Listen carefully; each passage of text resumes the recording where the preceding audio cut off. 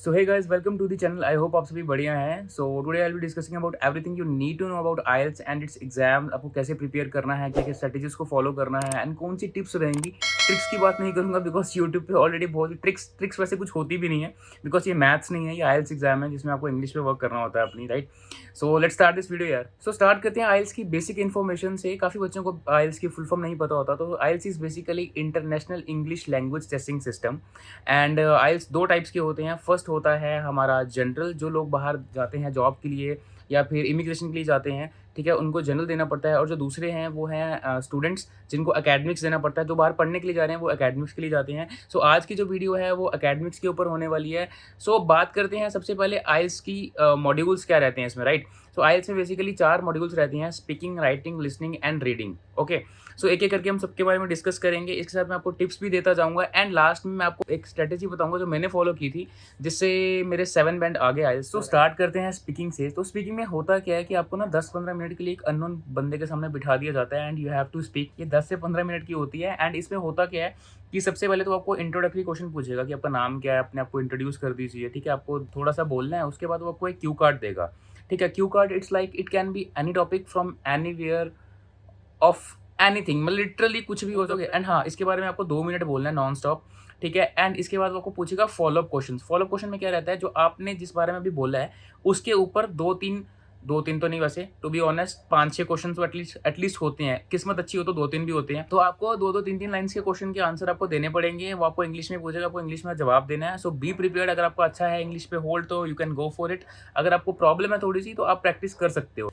सो अब बात करते हैं लिस्निंग के बारे में। तो लिस्निंग में बेसिकली 4 सेक्शन रहते हैं। 4 सेक्शन में होता क्या है, आपको 10-10 क्वेश्चन दिए जाते हैं। जो फर्स्ट 2 सेक्शन होते हैं वो थोड़ी सी इजी होती हैं comparatively. The third and fourth section, इसमें थोड़े से डिफिकल्ट क्वेश्चन होते हैं। और जो आपकी जो स्पीड है लिस्निंग की वो थोड़ी सी बढ़ जाती है। मतलब जो इंग्लिश में 2 लोग कन्वर्सेशन कर रहे होंगे, आपको उनके बेसिस पे क्वेश्चन आंसर्स करने हैं। एक और चीज़, इसमें ना बच्चे क्या करते हैं, घर पे प्रैक्टिस तो करते हैं बट वो ना ईयरफोन पहन के करते हैं। तो ईयरफोन नहीं पहनने, आपको हेडफोन पहनने हैं। मेक श्योर आप हेडफोन पहने। एंड आप क्या कर सकते हैं, आप अपनी वीकर सेक्शन पता कर सकते हैं कि भाई मेरे को कौन सी सेक्शन में प्रॉब्लम आ रही है। फर्स्ट सेकंड में आ रही है, सेकंड थर्ड में। फर्स्ट सेकंड में तो आती नहीं है, सेकंड एंड थर्ड में थोड़ा सा डिफिकल्ट रहता है।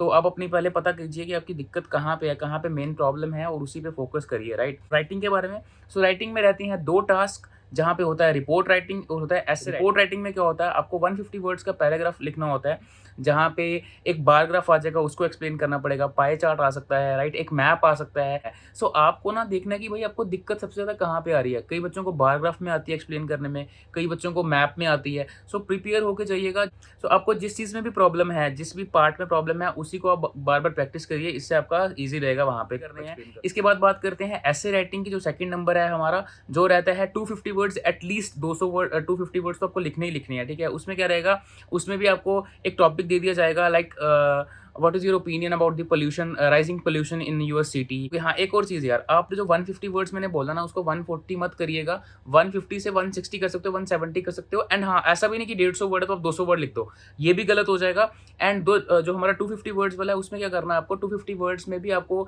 5-10 वर्ड ऊपर नीचे हो सकते हैं। 260 कर सकते हो। मत 300 वर्ड वहाँ पे लिख के आ जाना या फिर 200 वर्ड लिख देना, वो गलत हो जाएगा। वहाँ पे आपके मार्क्स कट सकते हैं। एंड अपनी बार बार सेम वर्ड यूज़ नहीं करना है, एंड वो मतलब एक सही इंप्रेशन नहीं जाता। और अपनी राइटिंग पे भी थोड़ा सा ध्यान रखिएगा। सो फोर्थ नंबर पे आता है हमारा रीडिंग, जो मेरा पर्सनल जो है, जिसमें मुझको बहुत ज़्यादा प्रॉब्लम आई थी स्टार्टिंग में। रीडिंग में क्या होता है, आपको 1 घंटा दिया जाता है 3 पैसेजेस को पढ़ने के लिए। 3 पैसेजेस कॉम्प्रिहेंसिव पैसेज, जैसे हम पढ़ करते थे ना, बचपन में करते थे, 8th-9th में, 11th-12th में भी होता है इंग्लिश के पेपर में, है ना।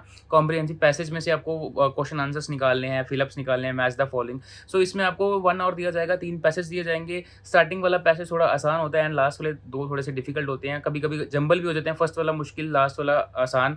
सो ऐसा भी हो सकता है। एंड जो क्वेश्चंस रहते हैं वो रहते हैं एमसीक्यूज की फॉर्म में, फिलअप्स, मैच द फॉलोइंग हो सकता है। सो मेन टॉपिक जिसके लिए आप अभी तक वीडियो देख रहे हो वो ये है कि स्ट्रेटेजीज कौन कौन सी फॉलो करनी है। टिप्स देने वालों में आपको कि कौन कौन सी टिप्स आप फॉलो कर सकते हो। देखिए, सबसे पहले बात करते हैं स्पीकिंग की। तो स्पीकिंग में क्या करेंगे, आप खुद से पता होता है यार बंदे को कि भाई मेरी स्पीकिंग कितनी अच्छी है, कितनी बुरी है। तो स्पीकिंग के लिए आप क्या कर सकते हैं, अगर आपको लगता है कि मेरा होल्ड नहीं है, सो यू कैन प्रैक्टिस। आप शीशे के सामने बात कर सकते हैं या किसी अपने फ्रेंड से बात कर सकते हैं इंग्लिश में। आप ट्राई कीजिए, आपका फ्लो अच्छा हो जाए। आप चाहे आराम से बोलिए, बट आप अपने आप को थोड़ा सा ना प्रिपेयर होकर जाइए कि आपको वहाँ पे इंग्लिश में बात करनी है। आप वहाँ पे हिंदी में बात नहीं कर सकते। और हाँ, I want to say that ये नहीं कर सकते आप, ठीक है? ये चीज़ नहीं वहाँ पे अलो, इसके भी मतलब एक गलत इंप्रेशन पड़ता है, मार्क्स काट लेगा। सो अब बात करते हैं लिसनिंग की स्ट्रैटेजी। लिसनिंग में क्या रहता है, अब मैंने आपको बताया था कि 4 सेक्शन होते हैं, तो आपको पता करना है कि भई आपको कौन से सेक्शन में सबसे ज़्यादा प्रॉब्लम आ रही है, एंड मोस्ट प्रोबेबली अगर आपको लिसनिंग में प्रॉब्लम आ रही है, तो वो 3rd या 4th सेक्शन में आएगी, बिकॉज़ ये थोड़ा-सा फास्ट होता है, बच्चों को यहाँ पे प्रॉब्लम आती है। सो आप क्या कर सकते हैं, आपको पूरा 40 मिनट का लिसनिंग करने की ज़रूरत नहीं है, आपको जोन-सी सेक्शन में it's like 3rd and 4th 20 minutes दे दीजिए अपने आप को, सिर्फ 3rd सेक्शन से स्टार्ट करिए। उससे क्या होगा, आपका टाइम भी बच जाएगा एंड आपकी प्रैक्टिस भी जल्दी-जल्दी हो जाएगी। हाँ, ईयरफ़ोन नहीं पहनने हैं, हेडफ़ोन पहन के प्रैक्टिस करना है, बिकॉज़ वहाँ पे हेडफ़ोन मिलेंगे और बाद में प्रॉब्लम हो जाती है बच्चों को। बच्चे कहते हैं यार हमने ईयरफ़ोन में मतलब थोड़ा-सा फ़र्क पड़ जाता है। सो उससे भी यार आपको इम्पैक्ट पड़ सकता है आपके समझने में। तो अब हमारा 3rd नंबर पे है राइटिंग। तो राइटिंग में टिप जो रहेगी वो ये है कि यार अपने राइटिंग के स्किल्स कैसे आप ठीक कर सकते हैं। पहले तो आपकी राइटिंग थोड़ी-सी साफ होनी चाहिए, मतलब किसी बंदे को समझ आनी चाहिए, एक बात ये। दूसरी बात, अपनी वर्ड्स जो हैं, अपनी वोकैब्युलरी पे फोकस करिए। इट्स लाइक सिनोनिम्स, जैसे ऑसम को हम फैबुलस भी बोलते हैं, ट्रेमेंडस भी बोलते हैं। हाँ, राइटिंग का एक चीज़ का ख़ास ध्यान रखिए, राइटिंग का जो फर्स्ट क्वेश्चन होता है वो बार ग्राफ हो सकता है, ठीक है, फ्लो चार्ट हो सकता है, एक मैप हो सकता है जिसको आपको एक्सप्लेन करना है। सो आपको ना देखना है कि भई आपको दिक्कत सबसे ज़्यादा कहाँ पे आ रही है। कई बच्चों को बार ग्राफ में आती है एक्सप्लेन करने में, कई बच्चों को मैप में आती है। सो प्रिपेयर होके जाइए, जिस भी पार्ट में प्रॉब्लम है उसी को आप बार-बार प्रैक्टिस करिए, इससे आपका ईज़ी रहेगा वहाँ पे। सो अब बात करते हैं हम रीडिंग की। तो रीडिंग मेरा पर्सनल सबसे डिफ़िकल्ट मेरे को रीडिंग लगता था। मेरे 17-17 नंबर आते थे, ठीक है? बहुत डिफ़िकल्ट लगता था मेरे को रीडिंग करना। एंड तो रीडिंग में मैंने क्या किया था, मैं घर पे आके प्रैक्टिस करता था रीडिंग की। देखो यार, आपको मॉड्यूल कोई भी हो, आपको ना घर पे आके प्रैक्टिस करनी है जिस पे आपका हाथ कमज़ोर है। कमज़ोर मीन्स जिस पे वीक, आपकी जो वीकर सेक्शन है ना, वो कोई भी हो सकती है, वो आपको घर पे आके प्रैक्टिस करनी है, दैट्स इट। इतना ईज़ी सा काम है, 20-25 दिन की बात है। थोड़ा-सा अपने आप को देखो यार, बाहर जाना है तो थोड़ा-सा सैक्रिफाइस तो करना पड़ेगा, राइट? तो आप एक काम कर सकते हैं, अपनी वीकर सेक्शन देखिए और उसी पे फ़ोकस करिए। मैं क्या करता था, मैं घर पे आके टाइमर लगाता था एंड 1 घंटा मैंने रीडिंग को देना ही देना, बिकॉज़ मेरी स्पीकिंग ठीक थी। स्पीकिंग में मेरे को प्रॉब्लम नहीं थी, लिसनिंग में नहीं थी, राइटिंग में नहीं थी। मेरे को प्रॉब्लम थी रीडिंग में, बिकॉज़ टाइमर लगाएँ अपनी वॉच पे, अपने फ़ोन पे, और फ़ोन को नहीं देखना है, कोई मतलब नहीं देखना, ठीक है? चीटिंग नहीं करनी है अपने आप के साथ। आपको घर पे प्रैक्टिस करनी है, इससे हो जाएगा। आपको कोई इतनी बड़ी बात भी नहीं है, बट हाँ, देखो यार, पैटर्न पता होना बड़ा ज़रूरी है। आप कोई भी एग्ज़ाम दे रहे हो, पैटर्न नहीं पता, आप बोलोगे मैं बिना आइल्स को जॉइन किए कर सकता हूँ। अगर आपको पैटर्न पता है तो इट्स गुड, अगर आपको पैटर्न नहीं पता तो इट्स बेटर कि आप पहले कुछ कोचिंग वगैरह कर लीजिए, चाहे 1 हफ्ते की करिए, चाहे 10 दिन की करिए, but you have to know the pattern कि भाई पैटर्न कैसा आने वाला है, क्या-क्या मुझे बोलना है, किस तरीके से मुझे लिखना है, क्या-क्या चीज़ें मुझे फॉलो करनी है। You should know these things, because अगर आप ये इनको नहीं पता तो यार वहाँ पे आप तो ब्लैंक हो जाओगे ना। और जो आइल्स के 4 मॉड्यूल हैं, इनका टाइमिंग क्या रहता है, रीडिंग और राइटिंग जो होती है वो 1-1 ऑवर की होती है। लिसनिंग में 40 मिनट्स दिए जाते हैं हर एक सेक्शन को कवर करने के लिए, और जो हमारी स्पीकिंग होती है वो 10 टू 15 मिनट्स होती है। सो मेक श्योर कि आपको ये टाइमिंग पता हो। सो बात कर लेते हैं बैंड्स। तो बैंड कैसे मिलते हैं, बेसिकली 4 मॉड्यूल हैं, सब में आपको 9 बैंड में से मार्क्स मिलेंगे। तो अब कुछ बच्चों को पता नहीं होता कि यार ओवरऑल बैंड और नॉट लेस देन वाला क्या हिसाब किताब होता है। सो बेसिकली 4 जो बैंड होते हैं उसमें क्या होता है कि आपको 9 में से मार्क्स मिलने हैं। तो कभी-कभी बच्चे बोलते हैं कि हमारे 7 बैंड आए हैं, not less than 6 in each band, not less than 6।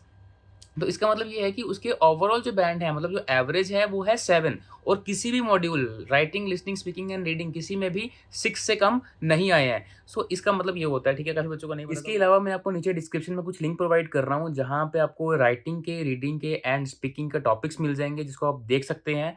और जो लिसनिंग है वो तो ईज़िली अवेलेबल होती है यूट्यूब पे, तो आप वहाँ से कर सकते हो। So that's all I can do for you, है ना? आप एक बार जाइए एंड देखिए, एंड ऑल द बेस्ट यार, अच्छे से करिए, प्रिपेयर हो जाएगा, कोई दिक्कत वाली बात नहीं है। क्या होता है कि यार हम ना बड़ा एक दिमाग में इतना बड़ा पहाड़ बना लेते हैं, ऐसा कुछ नहीं है। आपको बस थोड़ी-सी मेहनत करनी है and you are good to go, easily हो जाएगा। सो आई होप आपको ये वीडियो इन्फॉर्मेटिव लगी है। अगर आपको इस वीडियो से थोड़ी-सी भी नॉलेज मिली है, तो don't forget to like, share this video and subscribe this channel. इस चैनल पे आगे भी इन्फॉर्मेटिव वीडियोज़ आती रहेंगी। So all the best for your exam and bye-bye.